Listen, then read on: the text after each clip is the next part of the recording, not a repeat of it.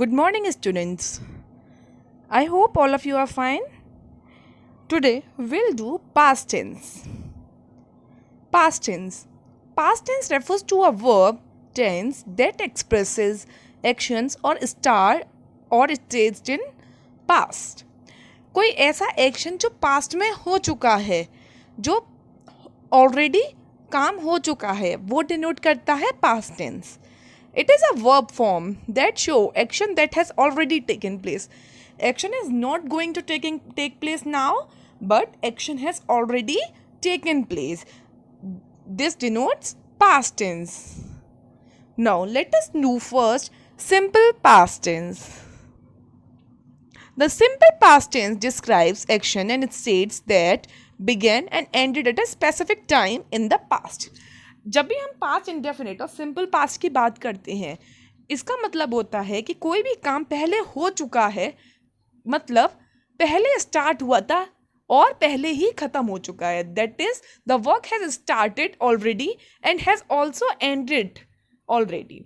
सो जो काम शुरू हुआ था वो ख़त्म भी हो चुका है, अभी वो प्रेजेंटली नहीं चल रहा है. इस पास्ट इंडेफिनिट में ऐसा नहीं होता कि काम कोई भी शुरू पहले हुआ था और अभी भी चल रहा है, उसे हम पास्ट इंडेफिनिट नहीं बोलते. बट पास्ट इंडेफिनिट में क्या होता है, काम कोई पहले शुरू हुआ था और वो ऑलरेडी ख़त्म हो चुका है. जैसे आपने अगर कल कोई ड्राइंग पेंटिंग स्टार्ट की थी और आप उसे कल ही ख़त्म कर चुके थे, तो उस सेंटेंस को आप पास्ट इंडेफिनिट से डिनोट करोगे. Now let us take she read the book last Sunday. Now action started and completed in past. Action कब हुआ था? She read the book last Sunday. Last Sunday को बुक पढ़ी थी, तो एक्शन पहले स्टार्ट हुआ था और संडे को ख़त्म हो चुका है. Past, now, future. Past, now क्या है? प्रेजेंट. और फ्यूचर होता है. ये टाइमलाइन शो कर रहे हैं हम. तो पास्ट में ही एक्शन ख़त्म हुआ है और पास्ट में एक्शन स्टार्ट हुआ और प्रेजेंट आने से पहले वो एक्शन फिनिश हो चुका है, तो इसको हम पास्ट इंडेफिनिट से डिनोट करेंगे. Be clear with it that action started and completed in past. Action शुरू होके खत्म भी पास्ट में ही हो जाना चाहिए, तभी आप पास्ट इंडेफिनिट और सिंपल पास्ट टेंस को यूज करेंगे. For example, she played volleyball last Saturday. अब वॉलीबॉल कब खेला था? लास्ट सैटरडे को वॉलीबॉल खेला था. I went to the market. मैं मार्केट गई थी. Sara lived in Lahore for 5 years. सारा लाहौर में कितने साल रही? 5 years तक. अब आप इस पहले सेंटेंस को देखिए, she played volleyball last Saturday. अब ऐसा नहीं है कि लास्ट सैटरडे से अब तक वॉलीबॉल खेल रही होगी, नहीं. काम कब शुरू हुआ था? Last Saturday. और काम खत्म कब हुआ? लास्ट सैटरडे को. तो हम इसलिए इसमें पास्ट इंडेफिनिट यूज करेंगे. I went to the market. मैं मार्केट गई थी. अब मैं मार्केट गई थी, ऐसा नहीं है कि मैं अभी भी प्रेजेंटली भी मार्केट में हूँ. मैं मार्केट गई और मार्केट से आ गई, अभी मैं अपने घर पे हूँ. तो that means I went to the market. Sara lived in Lahore for 5 years. अब सारा कितने साल पहले कितने साल तक 5 years में रहती थी? लाहौर में रहती थी, 5 years तक रही है वो, तो वो पहले रही थी. तो इसलिए हम इसको पास्ट इंडेफिनिट से डिनोट करेंगे. Late us look at the structure of affirmative sentences. Affirmative sentences कौन से होते हैं?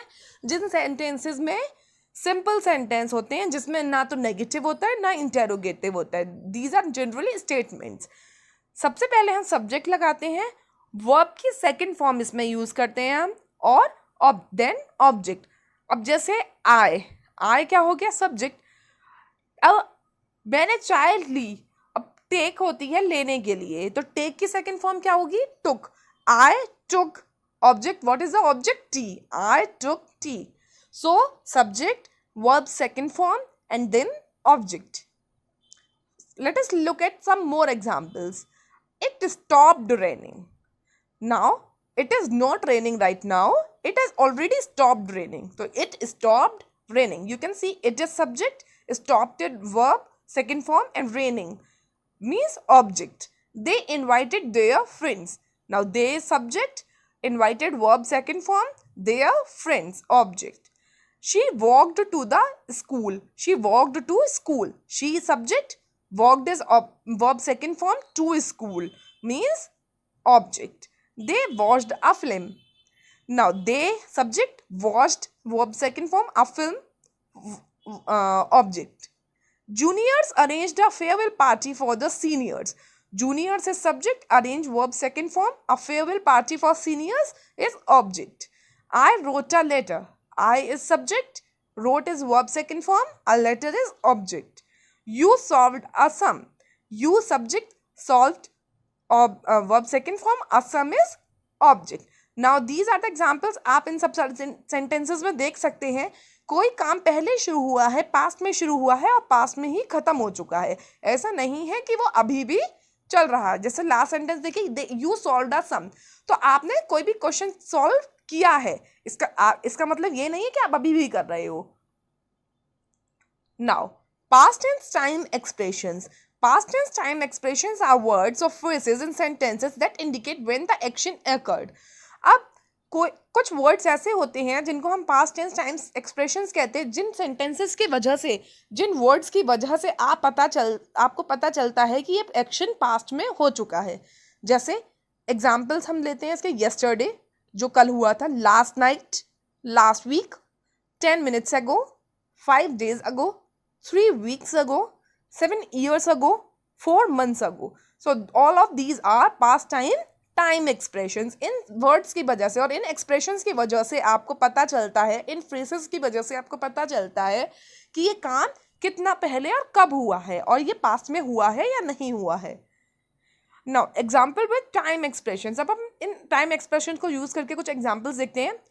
I worked hard last weekend. Last weekend मैंने बहुत काम हार्ड किया, तो लास्ट वीकेंड आपका टाइम एक्सप्रेशन हो गया. इट इज़, और लास्ट वीकेंड मतलब ये पिछले पुराने समय की बात है और वो काम हो भी चुका है, तो ये पास्ट के लिए है. I went to Paris last July, so last July है. I went the beach last Sunday, तो I subject, went object, the beach, went is verb second form, the beach is object, last Sunday will be time expression. I bought a new pen yesterday. English has 2 types of verbs in the past sentence.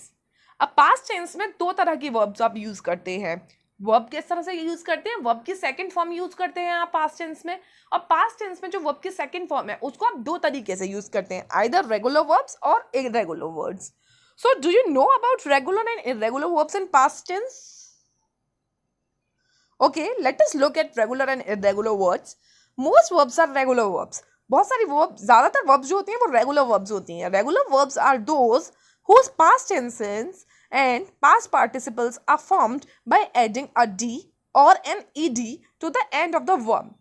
Regular verbs क्या होती हैं? कुछ verbs होती हैं जिनको आप उनकी past form, कुछ वर्ब्स की पास्ट फॉर्म आप या तो डी लगा के बनाएंगे या ईडी लगा के बनाएंगे. जैसे cooked, washed, walked. So these are the verbs जिनमें आप डी या ईडी लगा के, जैसे WALK वॉक होता है, इसमें आप ईडी लगा के पास्ट बनाते हैं. WATCH वॉच होता है, इसमें ईडी लगा के आप क्या करते हैं? वर्ब की सेकेंड फॉर्म बनाते हैं. अब जैसे to roll is a good example of a regular verb. जैसे रोल है, रोल का क्या हो जाता है? Rolled. Now add ED and add D. कुछ वर्ब जिसमें आप डी लगाते हैं, कुछ वर्ब जिसमें ईडी लगाते हैं. Needed, posted, shouted, talked, walked, played, asked, moved. अब जिसमें डी लगाते हैं, let us look at these verbs. moved, loved, closed, danced, arrived. आप एक बात इसमें नोटिस करिए, अगर कोई भी वर्ड है वो ई से खत्म हो रहा है तो उसमें हम सिर्फ डी लगा रहे हैं, बट कोई भी वर्ड है जो वाई से या और किसी लेटर से खत्म हो रहा है तो उसमें हम ईडी लगा रहे हैं. और ऐसा नहीं है कि खाली डी और ईडी लगा के ही वर्ब की सेकंड फॉर्म चेंज होती है. जैसे वेक, तो वेक की वेक ही रहती है, राइट. ईट, ईट की सेकंड फॉर्म क्या होती है? एट होती है, ATE, एट. तो ऐसा नहीं है, डी और ईडी लगा के ही हम वर्ब की सेकंड फॉर्म बनाते हैं. For example talk, talked, laugh, laughed, pull, pulled, travel, travelled, watch, watched, cook, cooked. So these are the verb second form. Now irregular verbs are common verbs in the English language that do not follow the simple system of adding d or ed.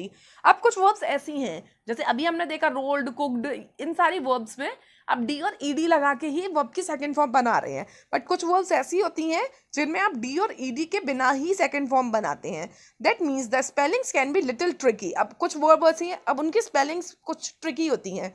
Some irregular verbs are drink, drank, spring, sprang, know, knew, blow, blew, but we can't use those patterns with predictability. आप तुक्के से predict करके कि हाँ ठीक है ये word है इसकी ये होगी, ऐसा नहीं है. आप ब्लो की ब्लोड नहीं कर सकते हो, नो की नोड नहीं कर सकते, नो का न्यू ही रहेगा. So you have to learn irregular verbs means memorisation.